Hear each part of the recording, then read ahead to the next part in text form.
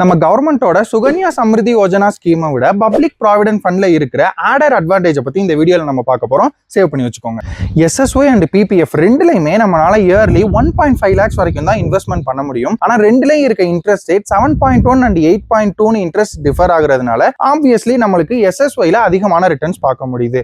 ஆனா எஸ்எஸ்ஒய்ல இல்லாத பிபிஎஃப்ல இருக்கிற 3 more added advantages உங்களுக்கு நான் எக்ஸ்பிளைன் பண்றேன். யூஸ் பண்ணிக்கோங்க. நீங்க எஸ்எஸ்ஒய்ல எந்த ஒரு லோனும் அவைல் பண்ண முடியாது. இதுவே பிபிஎஃப்ல உங்களால லோன் அவைல் பண்ண முடியும். உங்களோட 25% ஆஃப் த இன்வெஸ்ட்மெண்ட் அமௌண்ட்ல நீங்க லோன் அவைல் பண்ணிக்கலாம். அதே மாதிரி பிபிஎஃப் இன்ட்ரெஸ்ட் ரேட்ல இருந்து +1% உங்களுக்கு ஆட் பண்ணி தான் உங்களுக்கு இன்ட்ரெஸ்ட் ரேட் ப்ரொவைட் பண்ணியிருக்காங்க.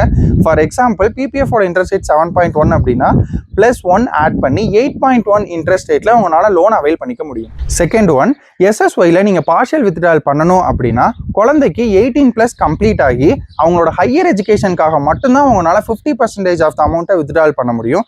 இதுவே பிபிஎஃப்ல எந்த ஒரு கண்டிஷனுமே இல்லாம 7th ஃபினான்ஷியல் இயர்ல இருந்தே உங்களால 50% ஆஃப் த அமௌண்ட்டை வித்ட்ரால்ன்றது பண்ண முடியும். தேர்ட் ஒன், எஸ்எஸ்ஒய்ல 21 இயர்ஸ் கம்ப்ளீட் ஆனதும் உங்களால எந்த ஒரு எக்ஸ்டென்ஷனுமே பண்ணவே முடியாது. ஆனா இதுவே பிபிஎஃப்ல 15 இயர்ஸ் கம்ப்ளீட் ஆனதுக்கு அப்புறம் கூட ஒரு 5 years ஒன்ஸ் வந்து நீங்க எக்ஸ்டென்ஷன்றது பண்ண முடியும். ஆனா அந்த எக்ஸ்டெண்டட் இயர்லையுமே உங்களால 1.5 lakhs வரைக்கும் தான் இன்வெஸ்ட்மெண்ட்ன்றது பண்ண முடியும்.